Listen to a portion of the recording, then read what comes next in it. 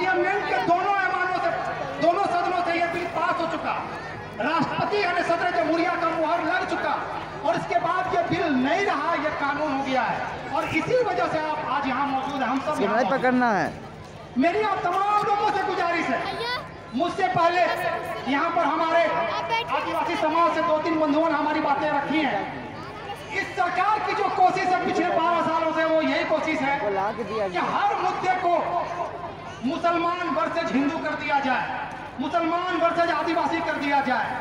हमारी इस वक्त सबसे बड़ी लड़ाई और सबसे बड़ा प्रयास, सबसे बड़ी कोशिश ये होनी चाहिए कि हम कभी भी इस मुद्दे को मुसलमानों का मुद्दा सिर्फ ना बने।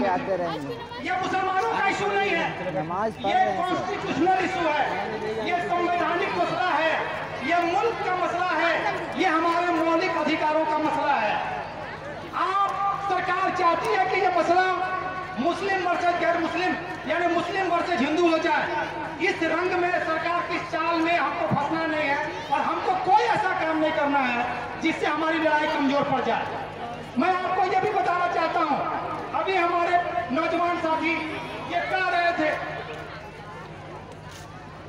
हमारे नौजवान साथी ये कह रहे थे कि सरकार चाहती है, आप जानते हैं झारखंड एक आदिवासी बहुल स्टेट है, यहाँ की सरकार का प्रयास है कि इस तरह की नफरत का वातावरण पैदा करके यहाँ के माहौल को भी खराब किया जाए।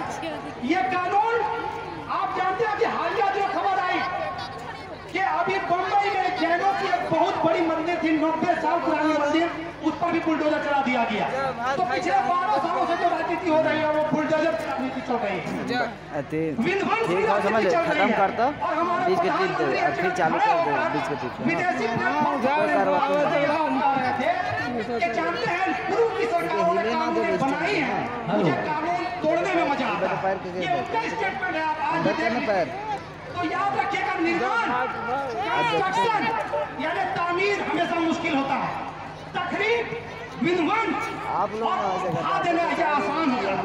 तो ये वही लोग हैं जो ढाना जानते हैं, निर्माण करना जिनको नहीं आता, चाहे वो समाज का निर्माण हो, चाहे वो मुल्क का निर्माण हो, चाहे वो देश का निर्माण हो। मैं आप लोगों से 2 बात और कहना चाहूंगा। जैसा मैंने कहा, हम तमाम मिल्लत के भाइयों का उलमाए किराम की एक बड़ी जिम्मेदारी है।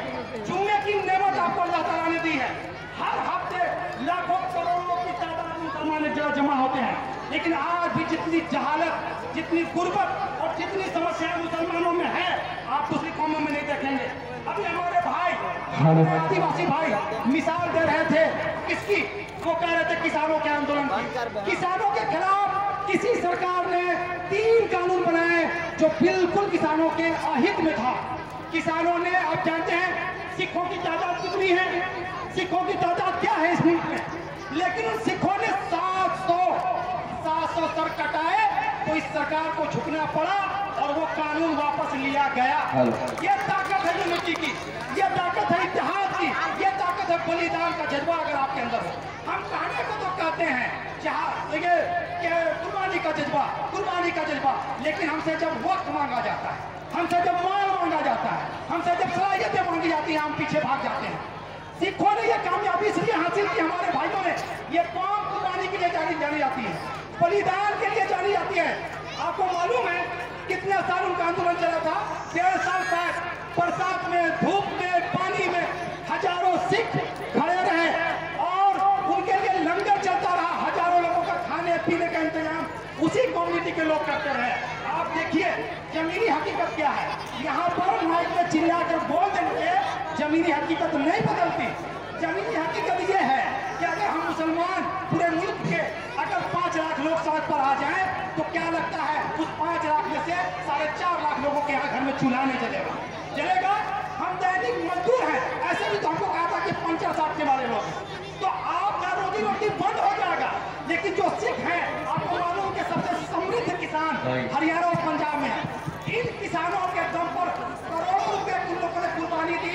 700 सरों के वक्त का ख्याल रखें, बहुत वक्त का 700 सरों के 1 मिनट 700 सरों के नजराने पेश किए, तब जाकर ये कानून वापस हुआ। मेरा ये कहना है, ये लड़ाई आज जो लड़ी जा रही है, मुल्क की सतह पर इसको एक तंजीम लीड कर रही है। आप तमाम लोग जानते हो, all India Muslim personal law board. मैं चाहूंगा कि ऐसा भी प्रोग्राम हो, लेकिन एक बैनर के तले, एक झंडे के तले ये प्रोग्राम होना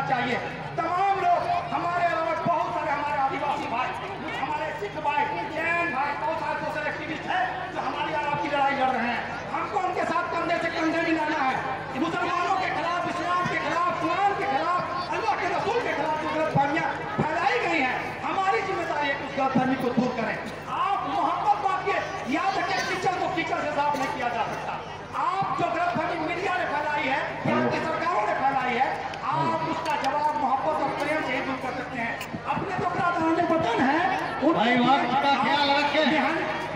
अपने पैगाम को आम कीजिए और इस लड़ाई को आगे ले जाने का काम करें।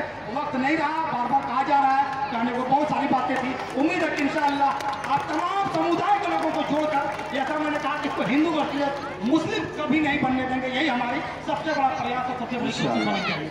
बात हो बोलिए।